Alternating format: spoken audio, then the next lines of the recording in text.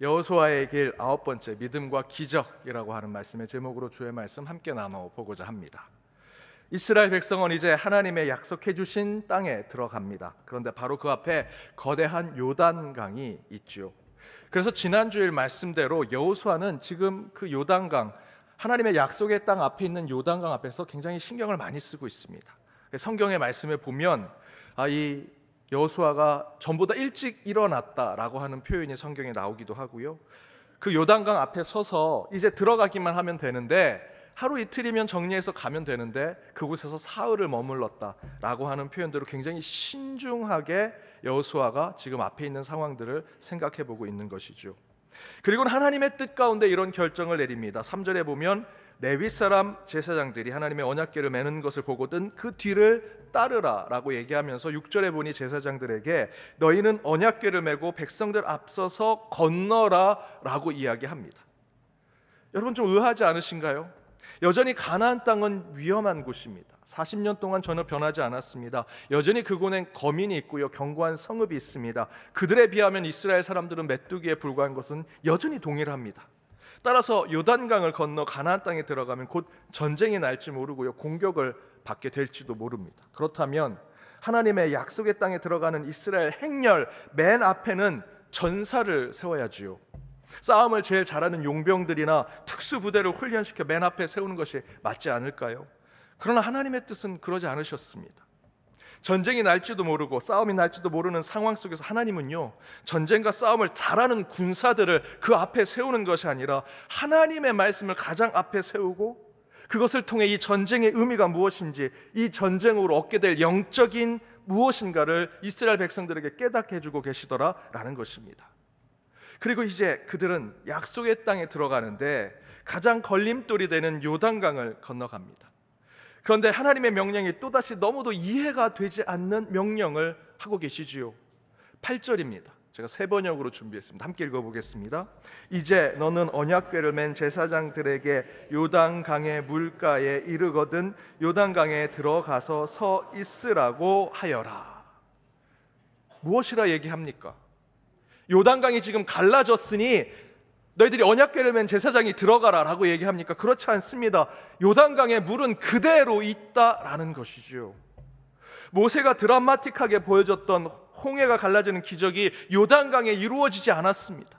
그런데 하나님이 이렇게 말씀하십니다. 너희 제사장은 그 요단강에 그대로 들어가 그곳에 서 있으라 얘기하시는 겁니다.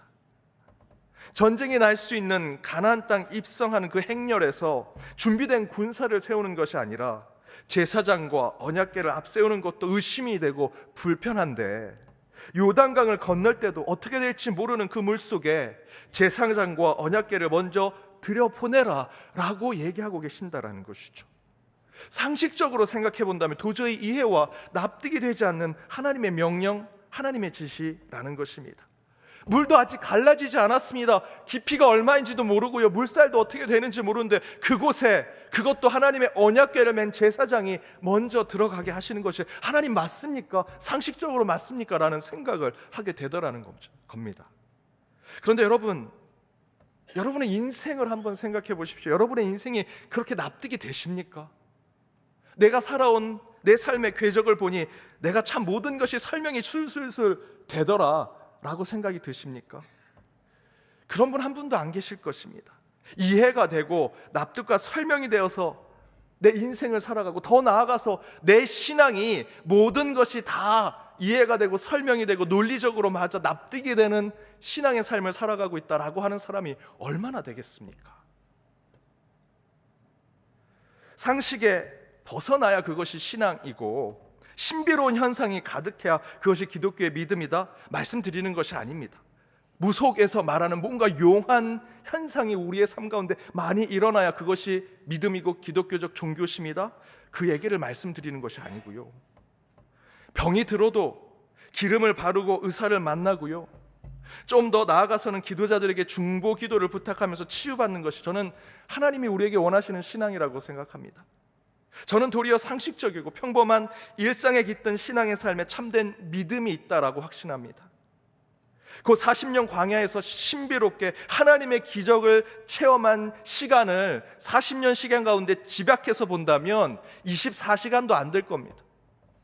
그렇다면 39년 364일은 그저 걷고 또 걷고 걷는 일이 그들의 광야의 삶이었죠. 근데 저희들은 그것을 신앙이라고 얘기합니다. 저희들의 대부분 신앙은요, 그저 평범하고 일상의 삶을 살아가는 것이 신앙이라는 것입니다. 그 가운데 깃든 하나님과 동행하는 삶.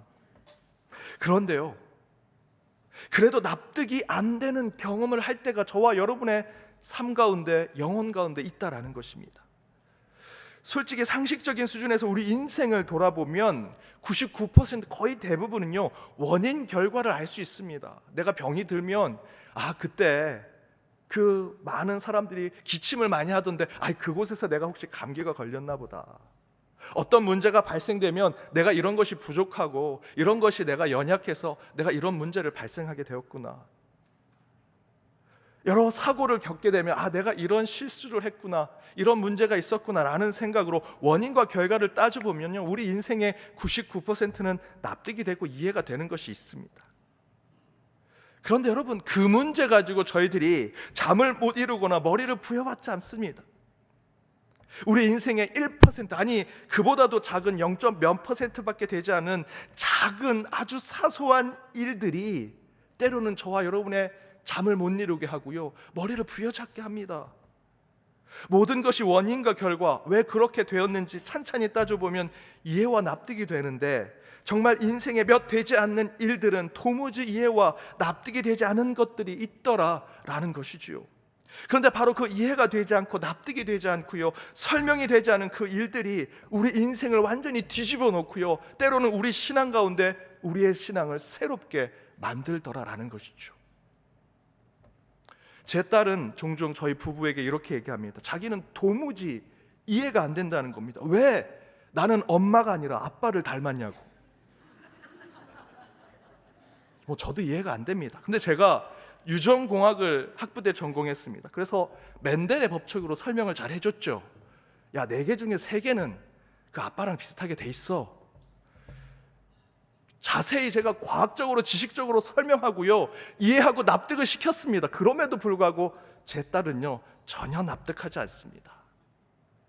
여러분, 그런 인생이 저와 여러분의 신앙도 마찬가지 아니겠습니까? 아무리 설명하고요, 과학적으로 논리적으로 이해시키려고 하려고 해도 원인과 결과를 따져 물어도요, 우리 신앙 안에서는 도저히 납득이 되지 않은 것들이 있습니다.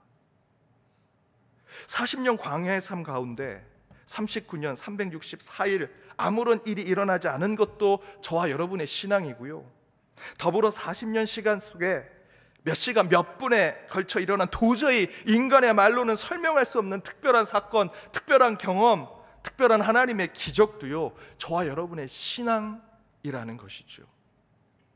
단지 우리가 그것을 어떻게 해석하고 풀이하느냐에 따라서 우리는 어떤 하나님의 사람으로 살아가게 될지, 어떤 믿음을 지켜낼 수 있을지가 결정된다라는 것입니다. 지금 이스라엘 백성들이 약속의 땅 앞에서 도저히 건널 수 없는 요단을 앞에 두고 있습니다.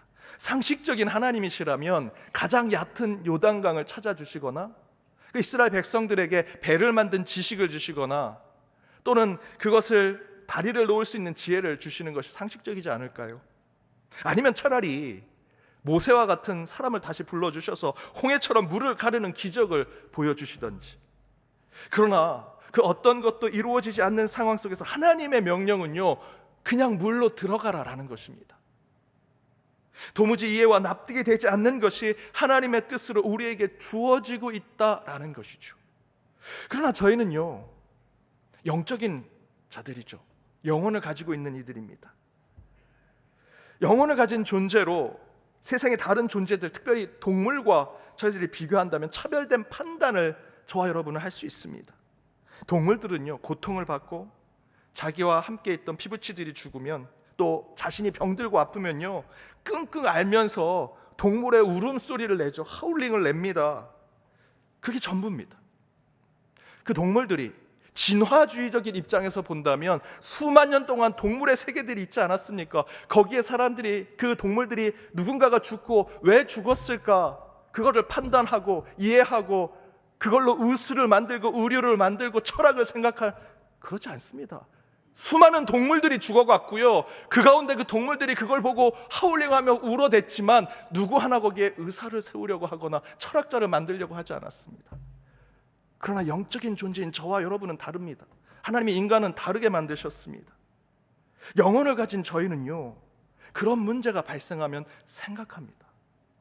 묵상하고요, 그 문제에 빗대어서 기도합니다. 곧 영적인 해석과 풀이를 하더라는 것이죠. 왜 이런 일이 일어났는지 저와 여러분은 영적으로 생각합니다. 여호수아와 이스라엘 백성들로 여전히 깊은 요단 강물에 전혀 준비가 되지 않은 제사장들이 언약궤를 메고 강물 속에 들어가야 하는 것이 도저히 이해가 되지 않고 납득이 되지 않았을 것입니다. 그렇지만 저와 여러분과 같은 하나님의 영을 품고 있는 살아가는 영적 존재들은요, 납득이 되지 아니하고 설명이 불가능한 일을 경험하더라도요, 그 경험 가운데, 그 납득이 되지 않은 일들 가운데 생각하고 묵상하고 풀이하고 해석하게 된다는 것이죠. 왜 하나님이 이런 일을 우리에게 경험하시는가? 왜 하나님이 도저히 설명이 불가능한 일들을 우리 가운데, 말씀 가운데 주셔서 그 일을 행하게 하시는가? 라는 것을 저희들은 묵상하더라는 겁니다. 이에 저희도 우리 안에 일어난 도저히 설명이 불가능하고 납득과 이해가 되지 않은 일 속에 도대체 하나님께서 저와 여러분에게 주시고자 하는 믿음과 기적의 목적이 무엇이고, 그 믿음과 기적을 통해 하나님께서 우리를 훈련시키시고 연단시키고자 하는 영적인 뜻이 무엇인지 오늘 말씀에 비춰 두 가지를 함께 나눠보고자 합니다. 첫 번째, 우리에게 일어난 이해가 되지 않고 납득이 되지 않은 하나님의 그 명령, 그 하나님의 특별한 말씀의 뜻은 하나님께서 우리를 끊임없이 시험하기 위함이다라는 것입니다. 저와 여러분을 테스트하고요, 하나님이 우리를 시험하시기 위함이라는 것이죠. 물론 하나님이 우리를 끊임없이, 누군가가 우리를 계속해서 시험하기 위해서 지켜보는 것은 불편하고 부담스러울 수 있습니다. 그러나 누군가가 나를 테스트하기 위해서, 시험하기 위해서 계속해서 살펴보고 유심히 지켜본다는 것은요, 사실은 여러분 굉장히 행복한 일입니다. 지금 현대사회 가장 큰 사람들의 문제는요, 고독 아니겠습니까? 누구도 지켜보지 않고요, 시험하지도 않고요, 말도 걸지 않는. 그러나 누군가가 나를 계속해서 지켜보고 있고 살펴보고 있고 테스트해보고자 하는 마음이 있다는 것은요, 관심이 있다는 겁니다. 제가 연동교회 부임하기 위해서 여러 가지 시험을 보고 이곳에 왔습니다. 여러분들이 감독자였는데 기억하십니까? 제게 무슨 시험을 하셨는지 기억 안 나시죠? 왜냐하면 여러분들이 갑이었기 때문입니다. 이게 갑과 을의 관계입니다. 제가 2018년 8월 첫 번째 주일에 선보이는 설교를 했습니다. 테스트 보는 설교죠. 그 전주가 제 생일이었는데 그렇게 마음이 떨리면서 생일을 맞이한 것은 처음이었습니다. 그때 제가 이 단에 서서 설교를 하는데, 설교할 때마다 고개를 들으면 어느 성도님들이 계속 무엇인가 적습니다. 설교 노트를 적으시는 거라고 생각이 듦에도 불구하고, 나를 평가하는구나, 내가 혹시 다른 단어를 사용했나? 내가 조금 이상하게 생겼나? 안경을 좀 올려야 되나? 뭐 이런 생각, 그냥 5만 가지 생각을 하면서 말씀을 전했습니다. 얼마나 부담스럽고 힘들었는지 모릅니다. 여러분은 잘 기억이 안 나시죠? 그런데 그리고 나서 제가 미국에 가서 연동교회로부터 청빙이 됐다는 소식을 들었습니다. 그리고 곳곳에서 제게 축하 인사를 하는데 많은 분들이 이렇게 얘기하십니다. 김 목사, 나는 이미 알고 있었어. 연동교회 아는 분이 연락을 줘서 내가 김 목사에 대한 평가를 그들에게 알려줬어. 그리고 생각해보니 여러분만 평가한 게 아니고요, 제 주변에 있는 많은 사람들이 저를 지켜보고 시험을 보고 있더라라는 생각이 들게 되었습니다. 내 일거수일투족에 다 그 사람들에게 시험의 대상이 되었구나. 크게 놀랐던 적이 있습니다. 그런데 그렇게 저는 이제 이곳에 청빙에 받아 6년 동안 귀한 사역을 감당했습니다. 나는 이제 시험이 끝났겠구나라고 생각이 드는데, 요즘에도 많은 분들이 찾아와서 이렇게 얘기하십니다. 목사님, 계속 목회 잘 하시는지 지켜보겠습니다 라고 얘기하십니다. 아직도 저는 시험을 보고 있습니다.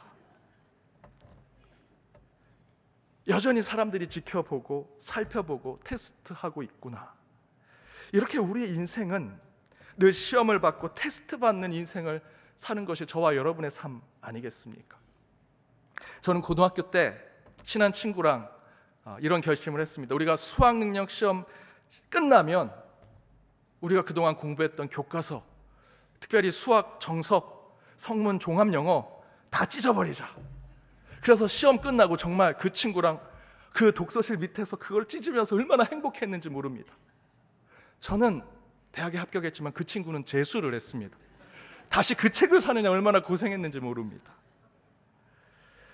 그날 이후로 저는 시험을 보지 않게 된다라고 생각을 했습니다. 하지만 대학을 가니까요, 대학에서도 여전히 시험이고요, 대학이 끝나면 또 시험이 없을 줄 알았는데 수많은 시험들이 여전히 제 인생 가운데 있더라는 것이죠. 지금도 제 인생 가운데 시험을 받고 있습니다. 우리의 인생만 그런 것이 아니죠. 저희의 영혼의 삶도 동일합니다. 하나님은 지금도 끊임없이 저와 여러분을 테스트하고 계십니다. 어떤 영적인 상태인지 체크해 보시고 살펴보신다라는 것이죠. 그 시험 가운데 하나가 이스라엘 백성들로 하여금 아직 물이 갈라지지 않은 강물에 들어가라 하고 하는 명령입니다. 그런 명령이 저와 여러분에게, 우리 인생 가운데도 여러 번 있지 않았습니까? 이렇게 우리는요, 신앙 가운데 계속해서 하나님께 테스트 받고 시험 받는 인생을 살아가고 있습니다. 그 안에 믿음을 확인받게 될 것이고요, 참된 진실성도 하나님께 테스트 받게 될 것입니다. 하나님의 기적은요, 언제 어떻게 찾아올지 모르는 그 하나님의 시험과 그 하나님의 테스트 가운데 그것을 잘 통과하고 이겨내고 극복하는 가운데 주어지는 것이 바로 하나님의 축복이요, 그 축복을 인한 기적이라는 것이죠. 하나님이 아브라함을 시험할 때 그 독생자 이삭을 바치라고 하셨죠. 하지만 그 아브라함이 그 믿음의 시험에 통과했습니다. 그때 하나님께서 이삭 대신에 어린 양을 준비하셨던 것처럼 물이 아직 갈라지지 않았지만 들어가라, 언약궤를 메고 들어가라 하실 때 이스라엘 백성들이 그 하나님의 말씀에 순종하니 하나님께서 물을 멈추시는 기적을 보여주시더라는 겁니다. 이렇게 하나님은 우리를 매번 수시로 시험하시지만 그 시험과 테스트를 이겨내고 극복할 때마다 하나님은 저와 여러분에게 상상할 수 없는 기적의 축복을 주신다라는 것입니다. 하나님이 여러분을 왜 시험하실까, 테스트하실까? 앞에 말씀드렸던 대로 여전히 여러분에게 관심이 있으시기 때문입니다. 여러분을 사랑하기 때문에 시험하고 테스트하시는 겁니다. 그 뒤에는요, 여러분이 그 시험을 통과할 때 주시는 축복의 기적이 그 가운데 있습니다. 바울이 이것을 로마서 5장 3절과 4절에 이렇게 얘기합니다. 하나님의 시험과 같은 환난을 받게 되더라도 즐거워하라 말씀하시면서 이렇게 얘기하죠. 우리 지난 글씨를 함께 읽도록 하겠습니다. 이는 환난을 인내로, 인내는 연단을, 연단은 소망을 이루는 줄 알미로다. 여러분이 겪게 되는 수많은 일들은 어쩌면 하나님의 시험일 수 있습니다.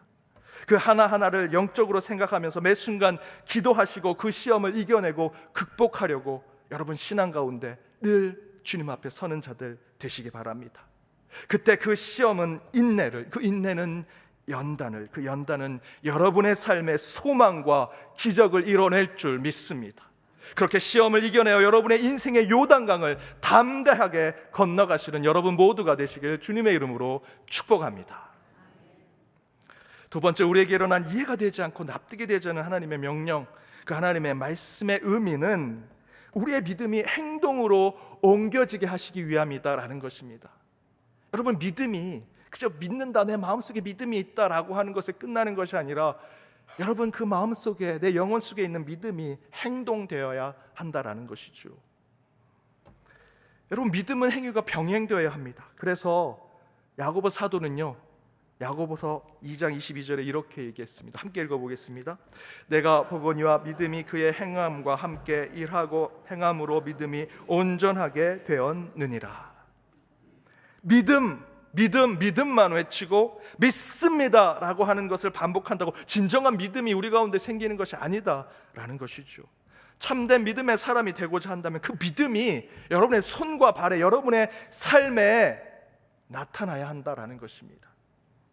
오늘 본문에 나오는 요단강 앞에 선 이스라엘 백성들, 40년 그 광야 생활했던 부모의 세대들과는 달리 그들은 어쩌면 입에만 있는, 마음속에만 있는 믿음을 가지고 있는 자들이었을 것입니다. 하지만 이들은요, 여러분 아시는 대로 홍해가 갈라지는 기적을 본 적이 없습니다.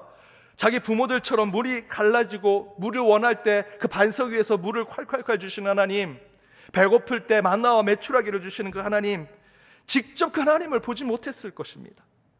그저 믿음만 있는 것이죠. 부모로부터 들었던 그 믿음 가운데 하나님만을 생각하는 자들, 홍해를 가르시고 애굽에서 출애굽해 주시고 애굽의 병사들이 그 홍해를 건너 따라올 때 그들을 수장시킴으로 하나님께서 칼과 창을 들고 있지 않을지라도 그들을 지켜주시는 그 하나님, 광야에 40년 동안 굶게도 춥게도 아프게도 하지 않으시는, 끝내 약속의 땅까지 이르게 하신 그 하나님, 그들은 그 하나님을 믿고 있죠. 그들이 지금 요단강 앞에 서 있습니다. 하지만 어쩌면 하나님은 그들의 믿음을 확인해 보고 싶었을지도 모릅니다. 그래서 말씀하시지요. 먼저는 진군하는 그 행렬에 너희들을 지켜줄 힘세고 용맹한 군사들을 그 앞에 세우라 라고 하신 것이 아니라 그 대신에 하나님의 말씀을 맨 앞에 서게 하라 하시죠. 거기에 그 40년 광야에 자기 부모의 세대들이 보여줬던 것처럼 어떻게 그렇게 할 수 있습니까? 라고 하나님께 원망하지 않습니다. 그대로 그 말씀을 제 앞에 세우지요. 그리고 그 다음에 그 언약궤를 메고 있는 제사장들은 마르지 않는 그 강물에 그대로 먼저 들어가게 하십니다. 빠져 죽을지도 모르고 물살에 휩쓸어 내려갈지도 모르는데, 그러나 그들은 40년 여기까지 이끌어오신 그 하나님을 굳건히 믿는 자들이었습니다. 그래서 그 말씀에 그들은 순종하죠. 그 하나님의 말씀대로 그대로 행동하고 실천하더라라는 것입니다. 그러니 그때 그들 가운데 저 위에서부터 요단 강이 멈추고 마른 땅이 되는 기적을 보게 되죠.